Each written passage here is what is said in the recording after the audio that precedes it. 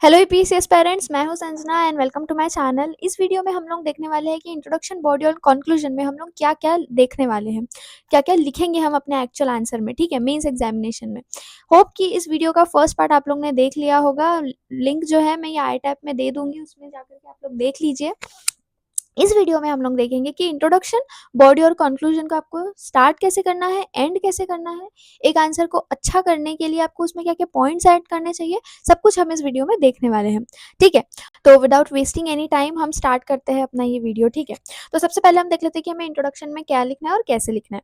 सबसे पहले तो जो इंट्रोडक्शन है वो शॉर्ट होना चाहिए, छोटा होना चाहिए, क्लियर होना चाहिए इवेल्युएटर को। ठीक है, कि आप क्लियर कैसे होगा कि अगर जो भी टॉपिक क्वेश्चन में पूछा गया है जिसको आपने अंडरलाइन कर दिया है, ठीक है, क्वेश्चन में जो भी कीवर्ड है उसको आपने अंडरलाइन कर दिया और उसी को अगर आपने अपने इंट्रोडक्शन से स्टार्ट किया तो इवेल्युएटर को समझ आ जाएगा कि जो आप अपना आंसर लिखने वाले हैं वो उस टॉपिक के ही अराउंड है, वो टॉपिक से ही रिलेटेड आपने लिखा है और वो उसको बहुत ज़्यादा क्लियर हो जाएगा कि आपको उस टॉपिक के बारे में नॉलेज है। ठीक है, तीसरा है कि जो आपका इंट्रोडक्शन है वो रेलेवेंट होना चाहिए। ठीक है, कोई भी आपको गलत इन्फॉर्मेशन यहाँ पर नहीं लिखनी है, क्योंकि स्टार्ट ऑफ द आंसर में अगर आपने कुछ गलती कर दिया, गलत डेटा लिख दिया है, कोई गलत फैक्ट लिख दिया, या फिर अगर आपको कोई नंबर याद नहीं आ रहा है और आपने तो भी अपने अंदाजे से कोई भी अगर ऐसा रैंडम नंबर लिख दिया है, ठीक है, तो वो आपको बहुत गलत इंप्रेशन इवेल्युएटर पे डालेगा कि मतलब आपने आंसर के स्टार्टिंग में ही अगर गलत लिख दिया तो क्या वो एक्सपेक्टेशन रखेंगे आपसे कि आपने पूरा आंसर करेक्ट लिखा होगा। ठीक है,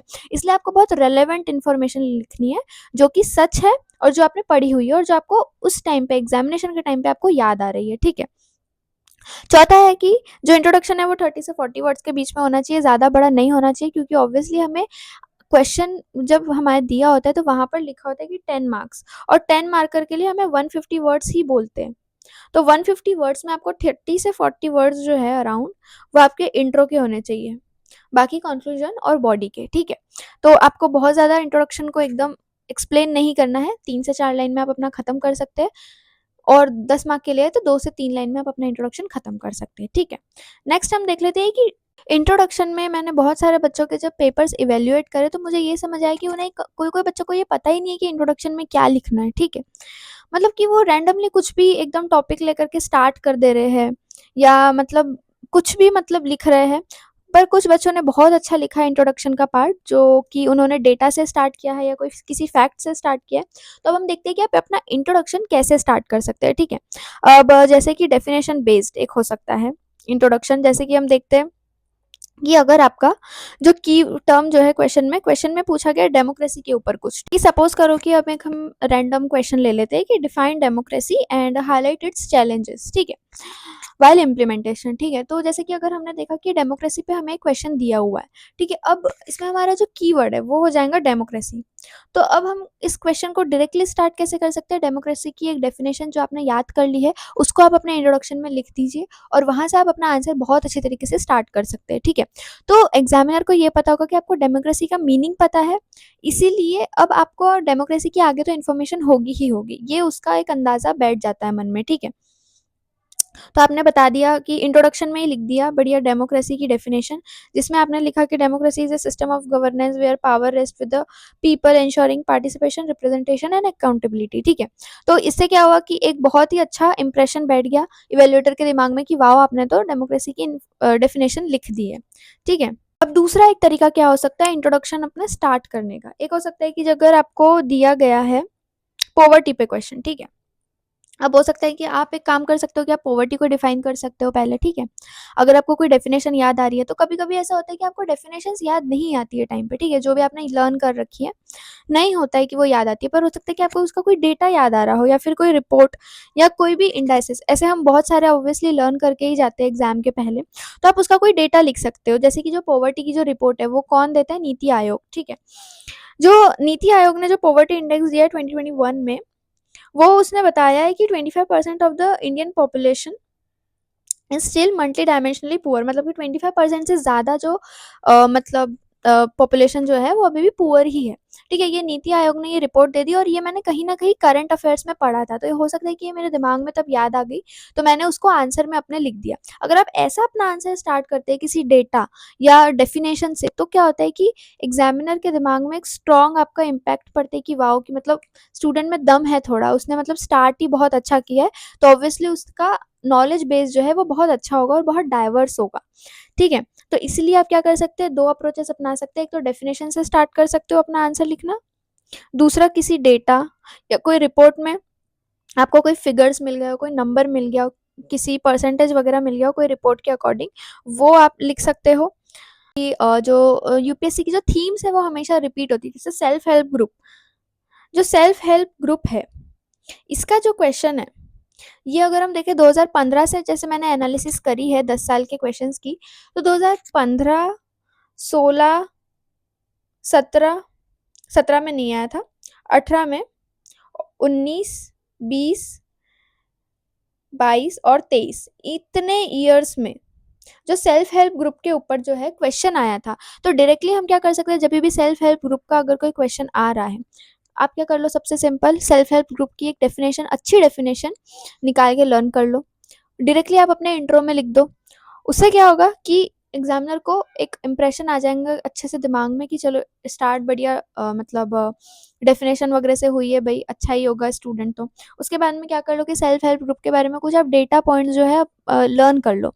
बहुत सारे करंट अफेयर्स में आते रहते हैं, आपको कहीं से भी मिल जाएगा, या फिर अगर आप कोई मैगजीन पढ़ रहे हो उसमें से तो आपको पक्का मिल ही जाएगा, ठीक है। तो सेल्फ हेल्प ग्रुप के बारे में कुछ फैक्ट्स आप याद कर लो, उसको भी आप अपने इंट्रो में लिख दो डेफिनेशन के साथ साथ। तो और ज़्यादा हो सकता है कि मतलब इस क्वेश्चन में अगर सेल्फ हेल्प ग्रुप के ऊपर अगर कोई क्वेश्चन आ गया, तो आप इसमें एकदम मतलब फोड़ ही दो, मतलब एकदम ऐसा आंसर लिख दो कि यार एग्जामिनर 10 में से तो आपको 8 दे ही दे। तो ये क्या हो सकता है कि आपका प्लस पॉइंट होगा यहाँ पर, कि आपके जो टोटल मार्क्स, जैसे कि हम बोलते हैं जीएस में 110, अगर आप हर एक पेपर में लेकर आ रहे हो, तो आप अपना जो मेंस जो है वो क्लियर कर लोगे, क्योंकि 110 110 110 ऐसे करके आपके 440 मार्क्स जो है 4 पेपर जीएस के वो हो जाएंगे। उसके बाद में ऑप्शनल में आप 200-250 ला ही लोगे आराम से। तो ऑब्वियसली आपका एक जो डिसेंट स्कोर जो है वो अच्छा हो जाएगा, तो आपको इंटरव्यू में जाने की जो आपके चांसेस है वो बढ़ जाते हैं, ठीक है। अगर आप हर क्वेश्चन में 5 से 6 मार्क्स गेन करने की कोशिश कर रहे हो, तो कोई ना कोई आंसर आपको ऐसा लिखना ही पड़ेगा जिसमें आपको 7 से 8 मार्क लेना पड़ेगा 10 मार्कर में, ठीक है। 15 मार्कर में अगर आप हर क्वेश्चन में 8 से 9 मार्क अगर आप गेन करने की कोशिश कर रहे हो, आपको कोशिश करनी पड़ेगी कि आप अपने आंसर में कुछ ऐसी चीज़ लिखो या कोई ऐसा वैल्यू पॉइंट डालो, मतलब कि कोई डेटा रिपोर्ट या कोई फ्लो चार्ट बनाओ या कोई मैप बनाओ, जिसमें आपको 10 मार्क तो मिले ही मिले, 10 से 11 मार्क। इससे क्या होगा, अगर आप हर क्वेश्चन में 1-1 मार्क अपना ज़्यादा ला ले बाकी लोगों से, तो आपके सिलेक्शन के चांसेस जो है वो बढ़ जाते हैं। अब इसके बाद में हम देख लेते हैं कि हमें बॉडी को कैसे कवर करना है, ठीक है। आंसर की जो बॉडी है उसमें आपको बेसिकली लिखना क्या है, जैसे हमने इसके पहले स्लाइड में भी देखा, ये पहले वीडियो में भी देखा कि जो हमें डिफरेंट डायमेंशंस में जो है अपना आंसर को कवर करना है, ठीक है। पॉलिटिकल, सोशल, इकोनॉमिकल, अगर आपको उसके एनवायरमेंटल इंपॉर्टेंस पता है वो आप लिख सकते हैं, टेक्नोलॉजिकल आप लिख सकते हैं अगर आपको कुछ पता है, या कोई करंट अफेयर्स में आपको मिल गया है तो। पर आपको इसमें एक चीज़ ध्यान रखनी है कि जब भी आप ये सारे डायमेंशंस अगर कवर कर रहे हैं, तो अगर आप पॉलिटिकल लिख रहे हैं, उसका आप बॉक्स बनाओ। बॉक्स बनाना क्यों ज़रूरी है, ताकि डायरेक्टली जब जो एग्जामिनर है अगर वो आपके आंसर्स को पढ़ रहे हैं, अगर यहाँ पे ऑलरेडी बॉक्सेस बने हुए हैं, ठीक है, डायरेक्टली वो उस पे जाएगा, आपके 3 पॉइंट यहाँ पे दिखेगा, 3 पॉइंट दिखेगा, हाँ हाँ करके, मतलब सब कुछ सही है इसमें, और वो आपको डायरेक्टली मार्क्स दे देगा। ज़्यादा उसको डीप में जाने की ज़रूरत नहीं पड़ेगी, ढूंढना नहीं पड़ेगा आपके आंसर में ज़्यादा कुछ, ठीक है। अब इसमें आप एक और चीज़ कर सकते हो, कि जैसे कि अगर आप पॉलिटिकली कोई एक आंसर लिख रहे हो, ठीक है, बिना सॉल्यूशन दिए अगर आपने अपना आंसर खत्म किया, तो ये बहुत ही ज़्यादा नेगेटिव इम्पैक्ट डालता है इवैल्यूएटर पे, ठीक है। कि मतलब अगर आप एक फ्यूचर में एक ऑफिसर बनने वाले हैं और आपको एक सॉल्यूशन नहीं पता उस चीज़ का, ये कैसे। अब ऑब्वियसली अभी ये जो बॉडी वाला जो पार्ट है, इसको हम नेक्स्ट वीडियो में पूरा डिटेल में डिस्कस करने वाले हैं, इसलिए हम इस वीडियो में अभी इसे नहीं देख रहे, ठीक है। इस वीडियो में हम मेनली इंट्रोडक्शन और कंक्लूजन में फोकस करने वाले हैं, ठीक है। अब कंक्लूजन हमें कैसे लिखना है, हमेशा हमारा जो कंक्लूजन है वो पॉजिटिव होना चाहिए, ठीक है। पॉजिटिव मैं क्यों बोल रही हूँ, अगर आप एक आंसर का जो भी नेगेटिव पार्ट जो है अगर वो आप अपने बॉडी में लिख दे रहे हैं, ठीक है, कि ऐसा नहीं, ऐसा होना चाहिए था। पॉवर्टी अगर बढ़ते जा रही है दिन पर दिन, तो ऑब्वियसली इसमें मतलब गवर्नमेंट की चलो थोड़ी बहुत गलती है, या फिर कुछ ऐसी चीज़ें हो रही है, करप्शन वगैरह, जिसकी वजह से जो पुअर है वो और पुअर होते जा रहे हैं। अगर आप ऐसा लिख रहे हो अपने बॉडी में, तो ऐसे में अगर आपके जो आंसर्स में जो अगर मार्क्स है अगर वो कम हो गए, तो ऑब्वियसली आपका सिलेक्शन नहीं हो पाएगा आगे, ठीक है। इसीलिए हमेशा कंक्लूजन में या फिर जब आंसर खत्म करते टाइम पे आपको एक पॉजिटिव वे में ही अपना आंसर को खत्म करना है, ठीक है। एक बैलेंस्ड होना चाहिए, कंक्लूजन जो है वो हमेशा बैलेंस्ड होना चाहिए, वन साइडेड नहीं होना चाहिए, ठीक है। ये एकदम भी पॉजिटिव या एकदम भी नेगेटिव ये नहीं होना चाहिए, बीच में बैलेंस्ड होना चाहिए। क्योंकि ऑब्वियसली ये जो एग्जामिनेशन है ये इवेल्युएट कर रही है ऐसे बच्चों को जो आगे जाकर के देश को संभालने वाले हैं। अगर वो एकदम बायस्ड हो जाएगी, एकदम पॉजिटिव वे में ही चले जाएंगे, एकदम ही नेगेटिव में हो जाएंगे, तो उन लोगों को ग्राउंड रियलिटी के बारे में कैसे पता होगा, ठीक है। इसीलिए आपको बैलेंस चलना है, ज़्यादा पॉजिटिव या नेगेटिव में एकदम घुस नहीं जाना है, बीच में चलिए न्यूट्रल, तो आप सेफ साइड रहेंगे, ठीक है। अब उसके बाद में कंक्लूजन में ख़त्म करते टाइम पे आप टैगलाइन्स यूज़ कर सकते हैं। जैसे कोई भी अगर टॉपिक से रेलेवेंट आपको अगर लग रही है टैगलाइन, जैसे कि सबका साथ सबका विकास, भारत विश्व गुरु 2047 जो भारत का जो एजेंडा है कि वो 2047 में विश्व गुरु बन जाए। ऐसे अगर आपको कोई भी टैगलाइन पता है, या फिर जैसे वुमेन एम्पावरमेंट के अगर ऊपर कुछ आता है, तो आप लिख सकते हैं कि एजुकेट वुमेन एजुकेट नेशन, ऐसा कुछ भी अगर आप टैगलाइन अगर दे सकते हैं जो गवर्नमेंट की मतलब गवर्नमेंट द्वारा बताई गई है, तो ये बहुत ज़्यादा आपके आंसर में वैल्यू ऐड करेगा, ठीक है। अब उसके बाद में जैसे कि हिस्ट्री में एक चीज़ है कि आप पॉलिटी हो, गवर्नेंस हो, इंटरनेशनल रिलेशन हो, या ज्योग्राफी हो, इन सब में आप अपना कंक्लूजन बहुत अच्छे से लिख सकते हैं बिना किसी तकलीफ के। जो सबसे ज़्यादा मतलब बोल सकते हैं कि प्रॉब्लम जो आती है वो हिस्ट्री में आती है कंक्लूड करने में, ठीक है। और मैंने बहुत सारे बच्चों का इवैल्यूएट जब किया पेपर, तब मुझे हिस्ट्री में ही लगा कि उनके जो कंक्लूजन है उतने अप टू द पॉइंट नहीं बन पा रहे हैं, ठीक है। इसमें एक्चुअली प्रॉब्लम आपका भी नहीं है, मेरा भी नहीं है, प्रॉब्लम सब्जेक्ट का है कि जो हिस्ट्री है उसमें हम इतिहास के बारे में पढ़ रहे हैं, पुराना अगर हम कुछ पढ़ रहे हैं तो हम उसे कंक्लूड कैसे करेंगे, ठीक है। उसमें हम कैसे अपना पॉजिटिव बता सकते हैं जो चीज़ें ऑलरेडी हो चुकी है, ठीक है। तो उसमें क्या करना है हमें, वहाँ पर अगर हम उस हिस्ट्री को अगर हम प्रेजेंट के साथ में कनेक्ट करके अपने आंसर को लिख पाए, तो ये बहुत अच्छा होगा। जैसे कि क्वेश्चन में पूछा गया कि इंडस वैली सिविलाइजेशन के बारे में। अब इंडस वैली सिविलाइजेशन जो है वो पहले ही हो गया है, उसकी चीज़ें जो भी निकली गई है वो सब ऑलरेडी हो चुकी है। अब उसका हम प्रेज़ेंट में कैसे यूज़ कर सकते हैं? तो आप ये उसमें एक पॉइंट लिख सकते हैं आंसर में कि इंडस वैली सिविलाइज़ेशन को हम अगर आज के प्रेज़ेंट टाइम में अगर यूज़ करें, तो हमारा जो इंफ्रास्ट्रक्चर है कंट्री का वो बहुत अच्छा हो जाएगा, क्योंकि उस टाइम पे जो लोगों की जो सोच थी वो बहुत ज़्यादा अच्छी थी और बहुत ज़्यादा ऊपर थी हमसे।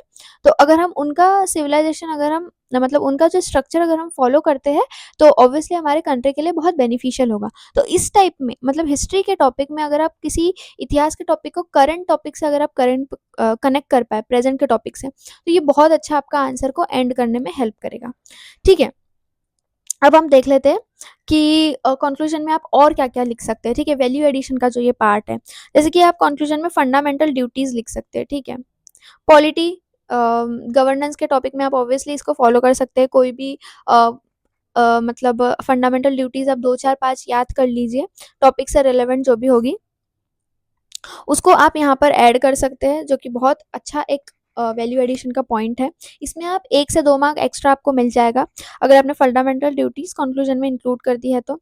स्कीम्स ऑफ गवर्नमेंट आप लिख सकते हैं, जैसे कोई भी टॉपिक है अगर उससे अगर रिलेटेड आ गया, जैसे कि पॉवर्टी से रिलेटेड अगर कोई भी टॉपिक अगर आ गया है, तो आप उसमें पीएम आवास योजना, जिसमें जो गवर्नमेंट जो है वो सबको मतलब घर रहने को, जो होमलेस है उनको रहने के लिए घर बना करके दे रहे हैं, वो वाला आप स्कीम यहाँ पर ऐड कर सकते हैं। ऐसे अगर आप कोई भी स्कीम या कोई भी गवर्नमेंट टैगलाइन या फिर फंडामेंटल ड्यूटीज़ अपने कंक्लूजन में लिख सकते हैं, तो उसको आप ज़रूर लिखिए, ठीक है।